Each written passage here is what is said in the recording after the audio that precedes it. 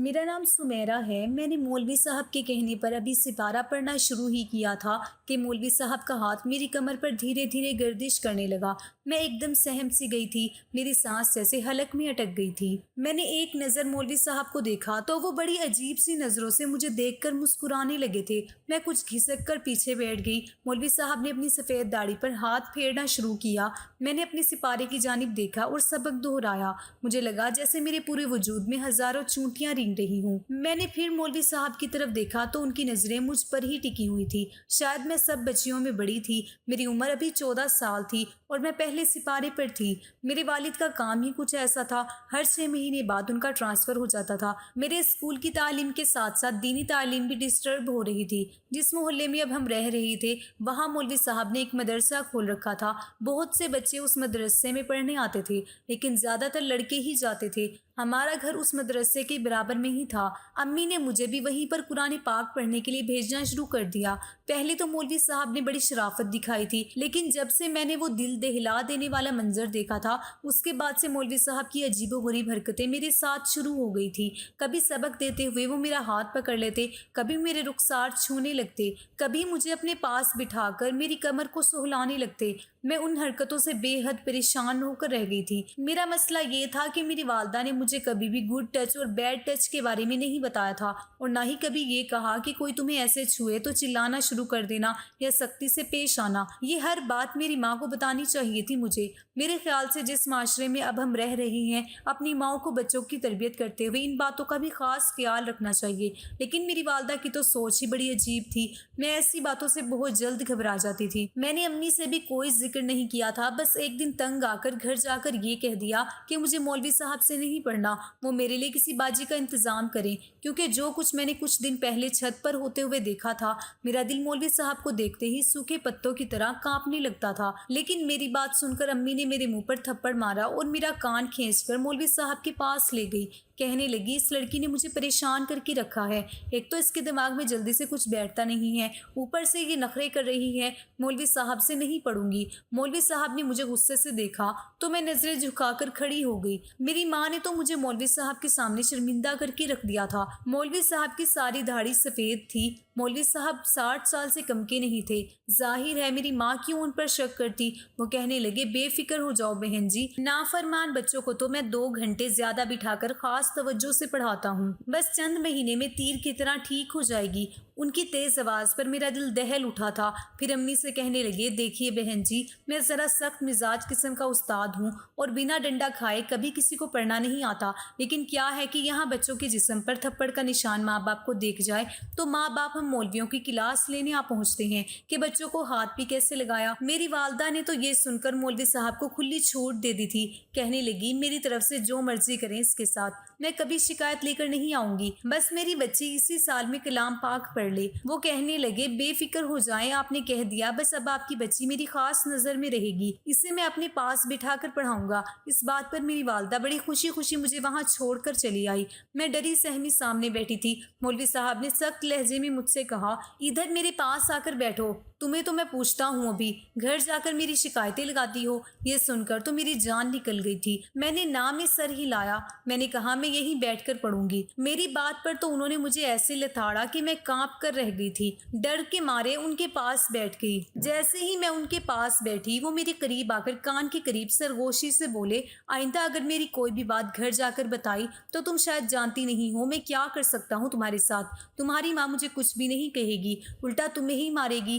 دیکھ لیا تم نے، آج تمہاری ماں نے تمہاری ایک نہ سنی اور میری بات مان لی۔ مولوی صاحب کی بات سچی تھی۔ پھر میں تھی بھی کم عمر، اس لیے یہ بات اپنے پہلو سے باندھ لی کہ امی سے کچھ نہیں کہنا، ورنہ مولوی صاحب نہ جانے میرے ساتھ کیا برا سلوک کریں گے۔ بدلے میں میری امی بھی مجھے تھپڑ ہی مارے گی۔ اس دن کے بعد سے تو مولوی صاحب کی گستاخیاں، گندی حرکتیں اور بڑھتی جا رہی تھی۔ ان کی بے باکیاں تو حد سے زیادہ ہو گئی تھی۔ جب تک میں مولوی صاحب کے پاس بیٹھی رہتی، ان کی بے خدا جملے بازیاں مجھے شرم سے پسینے سے شرابور کر رہی تھی۔ ان کی بڑھتی گندی حرکتیں مجھے اور بھی زیادہ بدحواس کرتی تھی۔ وہ مجھے کسی زہریلی مسکراہٹ سے دیکھتے جیسے میری بے بسی کا مذاق اڑا رہی ہوں۔ میں گھر آتی اور آتے ہی کمرے میں جا کر پھوٹ پھوٹ کر رونے لگتی، لیکن امی سے کچھ نہ کہتی کیونکہ میں جانتی تھی کہ ایسا کہنے کا کوئی فائدہ نہیں ہے۔ مجھے یاد آنے لگا کہ چند دن پہلے میں نے چھت پر کیا دیکھا تھا۔ اس رات کو جو ہوا تھا وہ میرے ہوش اڑانے کے لیے کافی تھا۔ گرمیوں کی راتیں ہم لوگ چھت پر سو کر گزارتے تھے۔ چھت پر لائن سے سب کی چارپائیاں بچھی ہوئی تھی اور سٹینڈ فین لگا کر ہم سو جاتے تھے۔ میں بہن بھائیوں میں سب سے بڑی تھی۔ میرے 3 بھائی مجھ سے کافی چھوٹے تھے، ایک 10 سال کا تھا اور دوسرا 8 سال کا اور تیسرا 6 سال کا تھا۔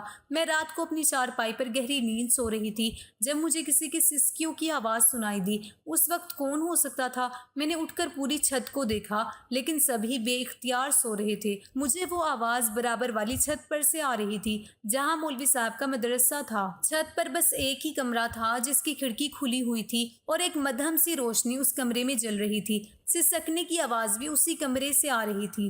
میرا دل دھک سے رہ گیا۔ بھلا اس وقت چھت کے کمرے میں کون یوں سسکیوں سے رو رہا تھا؟ کیونکہ مدرسے کے رہائشی کمرے تو نیچے بنے ہوئے تھے، چھت پر تو کوئی بھی نہیں جاتا تھا۔ مجھے تو یہی گمان ہوا کہ شاید کسی بھوت کا چکر نہ ہو۔ اسی سوچ نے مجھے کانپنے پر مجبور کر دیا تھا۔ میری امی کی چارپائی میرے بالکل برابر میں تھی۔ میں نے امی کا ہاتھ زور سے پکڑ لیا اور آیت الکرسی کو پڑھنا شروع کر دیا، لیکن وہ سسکیوں کی آواز مجھے مسلسل آ رہی تھی۔ میں نے زور سے اپنی آنکھیں بیچ لی اور سونے کی کوشش کرنے لگی۔ اگلے روز جب میں مدرسے میں گئی تو مولوی صاحب بادام والا دودھ نوش فرما رہے تھے۔ کہنے لگے، رات بھر وظیفہ کرتا رہا ہوں، بہت کمزوری محسوس ہو رہی ہے۔ ایک تو یہ جنات کے بچے بھی بے حد پریشان کرتے ہیں۔ اس وقت بہت سی عورتیں اپنے بچوں کو مدرسے چھوڑنے آئی تھی۔ مولانا کی بات سن کر ایک عورت بڑی متاثر نظر آ رہی تھی۔ ایک عورت کہنے لگی، تبھی تو مولوی صاحب آپ کی چھت پر کسی کی سسکیوں کی آواز آ رہی تھی۔ یہ سن کر میں بھی چونک گئی تھی۔ اس کا مطلب وہ آواز صرف مجھے ہی نہیں آئی تھی۔ مولوی صاحب کہنے لگے، جنات کے بچے کی تھی۔ میں نے وظیفہ شروع کیا اور مجھے تنگ کرنے پہنچ گئے۔ میں نے انہیں باندھ دیا۔ بس پھر کیا، ان کی سسکیوں نے میرے ساتھ ساتھ آپ لوگوں کو بھی پریشان کر دیا۔ بات صرف یہیں تک ہوتی تو افسوس نہ ہوتا، لیکن کم وقت جاتے جاتے میرے ایک شاگرد کو مار کر گئے ہیں۔ بیچارہ آج بخار میں پڑا ہے۔ مولوی صاحب کی بات سن کر وہاں موجود خواتین خوف زدہ ہو گئی تھی۔ مولوی صاحب کہنے لگے، آپ لوگ پریشان نہ ہوں، میں نے سمجھا دیا ہے، کسی کو نقصان نہیں پہنچائیں گے، لیکن اگر کسی کو رات کو رونے یا سسکنے یا مدد کے لیے پکارنے کی آواز آئے تو اس پر زیادہ توجہ مت دینا، ورنہ وہی ہوگا جو میرے شاگرد کے ساتھ ہوا ہے، کیونکہ وہ بھی رونے کی آواز سن کر کمرے میں آ گیا تھا۔ یہ سن کر تو سبھی عورتیں گھبرا گئی تھی۔ ڈر تو میں بھی گئی تھی کیونکہ سسکیوں کی آواز تو میں نے بھی سنی تھی۔ وہ خواتین باہر چلی گئی۔ رات کو پھر سے مجھے سسکیوں کی آوازیں آنے لگی۔ اس بار تو میری ہمت بھی نہ ہوئی کہ آنکھیں بھی کھولوں۔ میں نے چاروں کول پڑے اور سونے کی کوشش کرنے لگی، لیکن اس کے بعد جو کچھ میری آنکھوں نے دیکھا وہ دیکھ کر میرے ہوش اڑ گئے تھے۔ میں خوف زدہ سی ہو کر رہ گئی تھی۔ اگلے روز جب میں مدرسے گئی تو سبق پڑھنے کے دوران میں نے اس لڑکی کو دیکھا۔ اس کے چہرے کی رنگت بالکل پھیکی پڑ چکی تھی۔ میں اسے دیکھ کر دنگ سی رہ گئی تھی۔ مولوی صاحب مسلسل اسی لڑکے کو گھور رہے تھے۔ وہ ڈرا سہما میرے برابر میں بیٹھ گیا اور کلام پاک یاد کرنے لگا۔ اس کی آواز یوں تھی جیسے رو رہا ہو۔ مجھے اس پر ترس آنے لگا تھا۔ اس کی عمر 9 سال سے زیادہ نہ تھی اور جو کچھ میں نے اس کے ساتھ ہوتے دیکھا تھا، میرے تو ہوش اڑ گئے تھے۔ میں نے اس کے چہرے کی طرف دیکھا تو انگلیوں کی چھاپ ابھی اس کے رخسار پر نظر آ رہی تھی۔ وہ سپارہ پڑھ رہا تھا اور اپنے آنسو صاف کر رہا تھا۔ اس کے بعد اس کی قمیض ہٹی تو میں دیکھ کر ہکا بکا رہ گئی۔ اس کے بازو پر کسی نے بری طرح دانت گاڑے تھے۔ میں تو کانپ کر رہ گئی تھی۔ کچھ دیر کے لیے مولوی صاحب اٹھ کر باہر گئے کیونکہ محلے کے ایک صاحب نے انہیں کافی قیمتی تحفے بھیجے تھے۔ جیسے ہی مولوی صاحب باہر گئے تو میں نے اس بچے سے کہا، کل رات کو تم چھت پر کیا کرنے گئے تھے جب تمہیں پتا تھا کہ مولوی صاحب جنوں کو قابو میں کرتے ہیں؟ میری بات سن کر اس بچے کی رنگت اڑ گئی تھی۔ دائیں بائیں دیکھنے لگا کہ میری بات کسی نے سنی تو نہیں۔ پھر مجھ سے دھیمے لہجے میں کہنے لگا، یہ مولوی جھوٹ بولتا ہے، بڈھا کہیں کا، کوئی جنات نہیں ہے اوپر۔ یہ سن کر مجھے حیرت ہوئی تھی۔ میں نے کہا، پھر تم اوپر کیا کر رہے تھے اور تمہارے چہرے پر اور بازو پر یہ نشان کیسے ہیں؟ میری بات سن کر ایک سسکاری اس نے بڑے کرب سے بھری تھی۔ کہنے لگا آج خود دیکھ لینا۔ یہ کہہ کر وہ میرے پاس سے اٹھ کر چلا گیا۔ میں اس کی اس بات پر سوچ میں پڑ گئی کیونکہ رات کو میں نے اسے چھت کے کمرے سے نکل کر سیڑھیوں سے اترتے دیکھا تھا اور اس وقت تو بری طرح سے رو رہا تھا۔ پہلے تو میں سمجھی کہ شاید جن کا بچہ ہے، لیکن جب اسے مدرسے میں دیکھا تو سمجھی کہ شاید یہ جنات کے بچے کو دیکھنے گیا تھا، اسی لیے جنات نے اس کی یہ حالت کی تھی۔ لیکن اب اس کی یہ بات سن کر میں سوچ میں پڑ گئی تھی، شاید بات کچھ اور تھی۔ اس رات میں سوئی نہیں تھی، اپنی چارپائی پر لیٹی رہی، لیکن میری نظریں سامنے مدرسے کی چھت پر ہی ٹکی ہوئی تھی۔ کچھ دیر بعد جو کچھ میری آنکھوں نے دیکھا ایک دل دہلا دینے والا منظر تھا۔ مولوی صاحب 10 سال کے بچے کو اپنے ساتھ چھت پر لے گئے اور اسے بری طرح سے گھورتے ہوئے خاموش رہنے کا اشارہ کر رہے تھے۔ وہ بچہ ہاتھ جوڑے بنا آواز نکالے ان کی منت سماجت کر رہا تھا، لیکن وہ اس لڑکے کو کمرے میں لے گئے۔ اس کے بعد اس بچے کی دبی ہوئی سسکیوں کی آوازیں آنے لگی۔ مجھے سمجھ نہیں آ رہا تھا کہ مولوی صاحب اس بچے کے ساتھ ایسا کیا کر رہے ہیں۔ وہ رو رہا تھا، سسک رہا تھا۔ 2 گھنٹے ایسے ہی آواز آتی رہی۔ اس کے بعد جب دروازہ کھلا وہ بچہ بری طرح سے رو رہا تھا اور ٹھیک سے چل بھی نہیں پا رہا تھا، اور مولوی صاحب اپنی داڑھی پر ہاتھ پھیر رہے تھے، چہرے سے بڑے خوش لگ رہے تھے۔ میں سوچ میں پڑ گئی تھی کہ مولوی صاحب کیوں رات کو بچوں کو کمرے میں لے جا کر مارتے ہیں اور لوگوں سے کیوں کہتے ہیں کہ جن کے بچے روتے ہیں اور وہ وظیفہ کرتے ہیں۔ بہرحال مجھے یہ دیکھ کر دکھ بھی ہوا اور مولوی صاحب کے جھوٹ بولنے کی وجہ بھی سمجھ نہیں آ رہی تھی۔ چوتھی رات میں سوچ چکی تھی کہ آج میں چھت پر جا کر دیکھوں گی کہ آخر ان کی چھت پر ہوتا کیا ہے اور وہ بچوں کو کیوں مارتے ہیں۔ جیسے ہی رات گہری ہوئی مولوی صاحب پھر سے ایک بچے کو چھت پر لے آئے اور کمرے میں لے گئے۔ میں اپنی چارپائی سے اٹھی اور دھیرے سے قدم اٹھاتی ہوئی مولوی صاحب کی چھت کی دیوار کے پاس جا کر کھڑی ہو گئی۔ وہ دیوار زیادہ اونچی نہ تھی، میں آسانی سے ان کی چھت پر جا سکتی تھی۔ میں دھیرے سے دیوار کے منڈیرے پر بیٹھی اور دوسری جانب اتر گئی۔ اب مجھے اس بچے کی سسکیوں کی آوازیں سنائی دینے لگی تھی۔ دھیرے سے چلتی ہوئی کمرے کی کھڑکی کے پاس جا کر کھڑی ہو گئی۔ ابھی مدھم سی روشنی کمرے میں روشن ہوئی تھی۔ جو منظر میں نے اپنی آنکھوں سے دیکھا میری تو روح لرز گئی تھی۔ میں نے فوراً سے اپنے منہ پر ہاتھ رکھ کر اپنی چیخ دبائی تھی۔ میری آنکھیں پھٹی کی پھٹی رہ گئی۔ ایسا روح فنا کر دینے والا منظر میں نے اپنی عمر میں پہلی بار دیکھا تھا اور میں کانپ کر رہ گئی تھی۔ میں نے اپنے قدم پیچھے کے لیے اٹھائے تھے، لیکن ایک دم سے میں ایک پتھر سے ٹکرا گئی تھی۔ میرے منہ سے بے اختیار چیخ نکلی تھی۔ چاروں طرف خاموشی تھی، اس لیے میری چیخ فضا میں گونجی تھی۔ میں نے پلٹ کر بھی نہیں دیکھا تھا اور دیوار پر پھلانک کر اپنی چارپائی پر لیٹ گئی۔ میرا دل اتنی زور سے دھڑک رہا تھا کہ جیسے سینہ پھٹ کر باہر نکل جائے گا۔ اگلے 2 روز تک میں بخار میں تپتی رہی۔ میں آنکھیں بند کرتی تو وہی منظر میری آنکھوں کے سامنے آ جاتا۔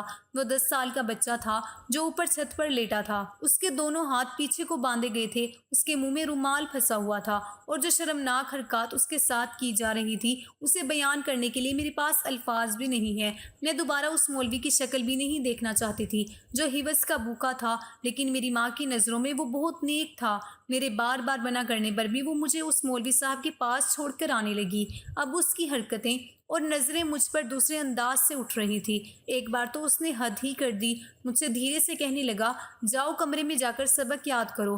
میں نے صاف انکار کر دیا کیونکہ جو کچھ میں اسے کرتے دیکھ چکی تھی مجھے اس سے ویسے بھی خوف محسوس ہوتا تھا۔ میرے انکار کرنے پر اس نے بڑے غصے سے میری طرف دیکھا، پھر اس نے وہاں آنے والے بچوں کو یہ کہہ کر چھٹی دے دی کہ وہ جنات والا وظیفہ کرنے والا ہے، اور جو لڑکے اس کے پاس وہیں مدرسے میں رہتے تھے ان سب کو کہا کہ وہ اپنے اپنے کمروں میں چلے جائیں اور اپنے کان بند کر لیں۔ یہ سب سن کر میری جان نکل گئی تھی۔ میں نے بھی اپنا سپارہ ہاتھ میں لیا اور جانے کے لیے کھڑی ہو گئی، لیکن اگلے ہی لمحے وہ بڈھا تیزی سے اٹھا اور میرا ہاتھ مضبوطی سے پکڑ لیا۔ اس وقت تو اس کی آنکھیں غصے اور نہ جانے کس جذبے کے تحت سرخ تھی۔ کہنے لگا میری جاسوسی کرنے کا تجھے بڑا شوق ہے نا، کھڑکی سے چھپ کر دیکھتی ہے کہ میں کیا کر رہا ہوں۔ یہ سن کر تو میری جان نکل گئی۔ تو کیا وہ مولوی مجھے دیکھ چکا تھا؟ میں نے کہا میرا ہاتھ چھوڑو، مجھے اپنے گھر جانا ہے۔ اس وقت تک سب بچے جا چکے تھے، وہاں پر رہنے والے لڑکے بھی ڈرے سہمے اوپر چلے گئے۔ اس بڈھے مولوی نے میرے منہ پر ہاتھ رکھا اور میری آواز کو دبانے کی کوشش کرنے لگا، پھر مجھے نیچے بنے کمرے میں لے گیا جہاں ایک چارپائی رکھی تھی۔ اس نے مجھے چارپائی پر زور سے پھینکا اور دروازہ بند کر دیا۔ میں جلدی سے اٹھ کر کھڑی ہو گئی۔ وہ بڈھا کہنے کو تو 60 سال کا تھا، لیکن اس میں طاقت بہت زیادہ تھی، یا شاید میں عمر میں کم تھی، چاہ کر بھی میں اپنا بچاؤ اس سے نہیں کر سکتی تھی۔ میرے سر پر سے حجاب بڑی بے دردی سے اتار کر پھینکا تھا۔ میں چلانے لگی تو میرے منہ پر بڑی زور سے تھپڑ مارنے لگا، پھر اپنے کندھے پر سے رومال اتار کر میرے ہاتھ پیچھے کو باندھنے لگا۔ میں مسلسل چلائے جا رہی تھی لیکن میری پکار سننے والا کوئی نہ تھا۔ دن کے وقت میں بھی میری چیخ پکار پر میری مدد کو کوئی نہ پہنچا۔ شاید سب کو یہی لگ رہا تھا کہ مولوی صاحب پھر سے جنات پکڑ رہے ہیں۔ اس شخص نے میرے منہ میں بھی رومال ٹھوس دیا۔ میری آنکھوں سے آنسو بہنے لگے۔ میں ایک 60 سال کے مولوی کے حوض کا نشانہ بن چکی تھی۔ موت سے پہلے مر جانا کسے کہتے ہیں یہ شاید اس وقت مجھ سے بہتر کوئی نہیں جانتا ہوگا۔ مجھے لگا کہ اب میں زندہ نہیں بچوں گی، اور کاش کہ میں زندہ نہ بچتی، سچ میں مر جاتی۔ میں بے ہوشی کی حالت میں ایک چارپائی پر پڑی تھی اور وہ شخص مجھے دھمکا رہا تھا کہ میں اپنی زبان نہ کھولوں۔ میں یوں تھی کہ بے جان وجود وہ شخص کمرے سے جا چکا تھا اور مجھے اپنے آپ سے نفرت محسوس ہو رہی تھی۔ میرے ہاتھ آزاد تھے لیکن مجھے لگ رہا تھا کہ ابھی بھی بندھے ہوئے ہیں۔ مجھ میں اتنی طاقت نہیں تھی کہ ہل بھی سکوں۔ میری آنکھوں سے آنسو پھوٹ پھوٹ کر نکل رہے تھے۔ میں وہیں بے ہوش ہو گئی۔ جب ہوش آیا تو میری ماں میرے پاس بیٹھی رو رہی تھی اور وہ بڈھا بھی وہیں کھڑا تھا۔ کہنے لگا، آپ اپنی بیٹی کا خیال رکھا کرو بہن، رات کو چھت سے چھلانگ کر جنات کو مار کھاتا دیکھے گی تو یہی حال ہوگا۔ میں نے تو بہت چاہا کہ وہ اسے نقصان نہ پہنچائے لیکن مجھے بھی انہوں نے دھکا دے کر بے ہوش کر دیا۔ جب مجھے ہوش آیا تو جنات اس کے ساتھ یہ سب کچھ کر کے جا چکے تھے۔ میرا جی چاہا میں اس شخص کا منہ نوچ لوں۔ میری ماں مجھے سہارا دے کر گھر لے گئی۔ میرے والد کا ٹرانسفر کہیں اور ہو گیا۔ ہم ایک دوسرے شہر چلے گئے۔ میں بالکل گمسم سی ہو گئی تھی۔ میری ماں مجھ سے بات بھی کرتی تو میں جواب نہیں دیتی تھی، مگر اب 1 مہینے بعد میری طبیعت بگڑنے لگی۔ میری ماں جب مجھے ڈاکٹر کے پاس لے کر گئی تو پتہ چلا کہ میں حاملہ ہوں۔ میری ماں تو وہاں دھاڑے مار مار کر رونے لگی، کہنے لگی یہ سب کیسے ہو گیا۔ میں نے نفرت سے اپنی ماں کی طرف دیکھا۔ میں نے کہا، آپ کو مجھ پر ذرا بھی اعتبار نہیں تھا، امی اس مولوی پر تھا۔ آپ اس کی بات کو سچا اور میری بات کو جھوٹا سمجھتی تھی۔ اس دن مجھے جنات نے نہیں، اس بڈھے نے اپنی حوض کا نشانہ بنایا تھا، لیکن آپ کو کچھ بھی نظر نہیں آیا۔ ارے ماں تو اپنی بیٹی کی آنکھوں سے ہی جان جاتی ہے کہ بیٹی کو کیا چیز پریشان کر رہی ہے۔ آپ نے تو اس مولوی کی بات کو سچ سمجھا۔ میری ماں کی آنکھیں اس وقت کھلی جب میں مکمل برباد ہو چکی تھی۔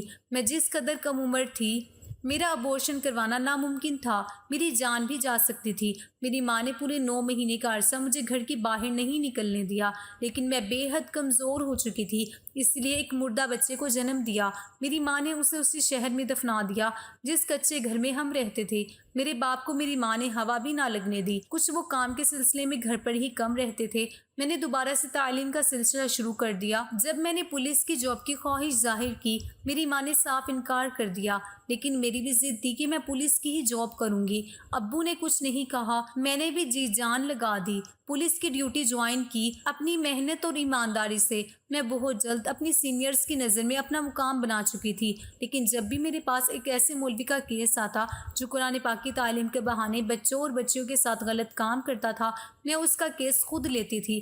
اسے مارتے وقت میرے سامنے اس بڈھے کا چہرہ نظر آتا تھا، پھر تو میرا ڈنڈا ایک لمحے کے لیے بھی نہیں رکتا تھا۔ ایک بار ایک لڑکی کے ساتھ ایک مولانا نے زیادتی کی جس کی وجہ سے وہ حاملہ ہو چکی تھی۔ میں نے اس مولوی کو اچھی طرح سے دھن کر رکھ دیا تھا۔ اس بچی کی ماں بہت رو رہی تھی۔ میں اسے تسلی دینے لگی کہ جب اس لڑکی کا نانا روتا ہوا وہاں پہنچا، اتنے سال کے بعد اس بڈھے کو دیکھ کر میرے ہوش اڑ گئے تھے۔ اتنے سال بعد میں اسے دیکھ رہی تھی، اس بڈھے کو دیکھ کر میری اذیت جیسے پھر سے تازہ ہو گئی تھی۔ وہ وہی بڈھا شخص تھا جس نے مجھے برباد کیا تھا اور آج مجھ سے اپنی نواسی کے ساتھ ہوئی زیادتی کے لیے ہاتھ جوڑ کر منت کر رہا تھا۔ میں نے کہا کہ آپ کو پورا یقین ہے کہ اس مولوی نے ہی آپ کی نواسی کو برباد کیا ہے؟ ہو سکتا ہے کسی جنات نے اسے حوض کا نشانہ بنایا ہو۔ میری بات سن کر وہ چونک کر مجھے دیکھنے لگا۔ میں نے کہا، مولانا صاحب، جو بویا ہے وہ کاٹنا تو پڑتا ہے۔ ہو سکتا ہے آپ کی نواسی کو برباد کرنے والا بھی آپ کا کوئی شاگرد ہو، جیسے آپ چھت پر لے کر جاتے تھے۔ میری بات سن کر وہ اپنے دل کو پکڑ کر وہیں کرسی پر بیٹھ گیا۔ میری آنکھوں میں آج بھی اس شخص کے لیے صرف نفرت تھی۔ آپ سبھی والدین سے یہی گزارش ہے کہ آپ اپنے بچوں کو جب بھی تعلیم کے لیے بھیجیں تو ان کو اچھائی اور برائی کے بارے میں ضرور بتائیں اور اپنی رائے کمنٹ میں ضرور دیں۔ تو دوستو، یہ تھی آج کی کہانی آپ کو کیسی لگی کمنٹ میں ضرور بتائیں۔ ویڈیو اچھی لگے تو لائک کریں، شیئر کریں۔ ایک لڑکی روز ایک خوبصورت نوجوان لڑکے کو اپنی گلی سے گزرتے دیکھتی، لیکن لڑکا اس کی طرف دیکھے بنا سر جھکا کر گزر جاتا۔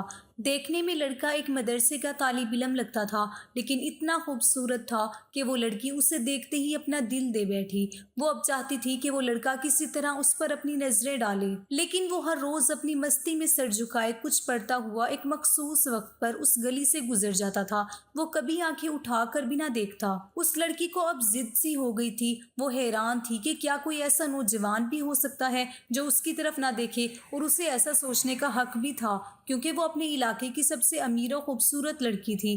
खूबसूरत इतनी थी कि जब वो बाहर निकलती तो लोग उसे बेइख्तियार देखने पर मजबूर हो जाते। उसे हैरत थी कि जिसकी खूबसूरती को देखने के लिए लोग तरसते हैं, वो खुद किसी को पसंद करेगी और वो उसकी तरफ माइल ना हो और उसकी तरफ देखना गवारा ना करे। अपनी अना और शिकस्त और खूबसूरती की तौहीन पर वो पागल हो गई और कोई ऐसा मंसूबा सोचने लगी जिससे उस नौजवान को हासिल कर सके और उसका गुरूर टूट सके। आखिरकार शैतान ने उसको एक ऐसा तरीका समझा दिया जिसमें फंसकर वो नौजवान उसकी बात माने बिना रह नहीं सकता था। अगले दिन जब वो नौजवान उस गली से गुजर रहा था तो एक औरत उसके करीब आई और कहने लगी, बेटा मेरी मालकिन तुम्हें बुला रही है, उसने तुमसे कोई मसला पूछना है, वो मजबूर है, खुद बाहर नहीं आ सकती। नौजवान उस औरत के साथ चला गया।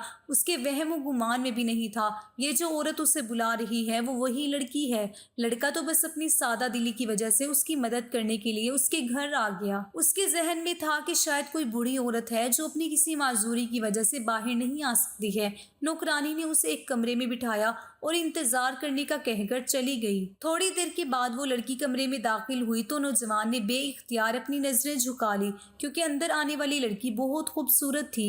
नौजवान ने पूछा, जी बेबी जी, आपने कौन सा मसला पूछना है? लड़की के चेहरे पर एक शैतानी मुस्कुराहट आ गई और उसने अपने दिल का हाल खोल कर रख दिया और कहा कि मेरी सबसे बड़ी ख्वाहिश है कि एक दफ़ा तुम्हें हासिल कर लूँ। नौजवान ये बात सुनकर कांप गया और कहने लगा, अल्लाह की बंदी, अल्लाह से डरो, क्यों गुनाह की तरफ माइल हो रही हो? उसने लड़की को बहुत समझाया, लेकिन लड़की पर तो शैतान सवार था। उसने कहा कि तुम मेरी ख्वाहिश पूरी करोगे या फिर मैं शोर मचाऊं कि तुम मेरे घर में ज़बरदस्ती दाखिल हुए हो और मेरी इज्जत पर हमला किया है। नौजवान उसकी बात सुनकर बहुत परेशान हुआ। उसे अपनी इज्जत किसी भी तरह महफूज नजर नहीं आ रही थी। उस लड़की की बात मानता तो गुनाह होता और ना मानता तो लोगों की नज़रों में बुरा बनता। वो इलाका जहाँ के लोग उसकी शराफत की मिसालें दिया करते थे, वहाँ पर उस पर इस किस्म का इल्ज़ाम लग जाए, ये उसे गवारा नहीं था। वो अजीब मुसीबत में फंस गया था। दिल ही दिल में वो अपने अल्लाह की तरफ मुतवज्जो हुआ और अल्लाह से मदद चाही। उसके जहन में एक तरकीब आई तो उसने लड़की से कहा कि ठीक है, मैं तुम्हारी ख्वाहिश पूरी करने के लिए तैयार हूँ, लेकिन पहले मुझे बैतुल खुला जाने की हाजत है। लड़की ने उसे बैतुल खुला का बता दिया। उस नौजवान ने अंदर जाकर ढेर सारी गंदगी अपने जिस्म पर लगा ली और बाहर आ गया। लड़की उसे देखते ही चिल्ला उठी, ये तुमने क्या किया? मुझ जैसी नफीस तबीयत वाली लड़की के सामने इतनी गंदी हालत में आ गए हो, दफा हो जाओ, निकल जाओ मेरे घर से। नौजवान फौरन उसके घर से निकल गया और करीब ही एक नहर पर अपने आप को और अपने कपड़ों को अच्छी तरह से साफ किया और फिर अल्लाह का शुक्र अदा करता हुआ मदरसे की तरफ चल पड़ा। नमाज के बाद जब वो सहन में बैठा तो थोड़ी देर बाद उस्ताद ने कहा, आज तो बहुत प्यारी खुशबू आ रही है, किसने खुशबू लगाई है? वो नौजवान समझ गया कि उसके जिस्म से अभी भी बदबू नहीं गई और उस्ताद जी तंजन कह रहे हैं। थोड़ी देर बाद उस नौजवान की आंखों में आंसू आ गए। एक बार फिर उस्ताद ने पूछा कि ये खुशबू किसने लगाई है, लेकिन वो खामोश रहा। आखिरकार उस्ताद ने सबको एक एक करके बुलाया और खुशबू सूंघने लगा। उस नौजवान की बारी आई तो वो भी सर झुकाए उस्ताद के सामने खड़ा हो गया। उस्ताद ने उसके कपड़ों को सूंघा तो खुशबू उसी के कपड़ों से आ रही थी। उस्ताद ने पूछा कि तुम बता क्यों नहीं रहे थे? तो नौजवान रो पड़ा और कहने लगा, मुझे शर्मिंदा ना करे, मुझे पता है कि मेरे कपड़ों से बदबू आ रही है। उसने सारा वाकया उस्ताद को सुनाया। उस्ताद ने कहा कि मैं तुम्हारा मजाक नहीं बना रहा, खुदा की कसम तुम्हारे कपड़ों से वाकई ऐसी खुशबू आ रही है जो मैंने पहले आज तक कभी नहीं सूंघी। मजीद इस तरह की अच्छी अच्छी और सबक आमूज कहानियाँ सुनने के लिए हमारे चैनल को सब्सक्राइब लाजमी करें। मिलते हैं अगली वीडियो में।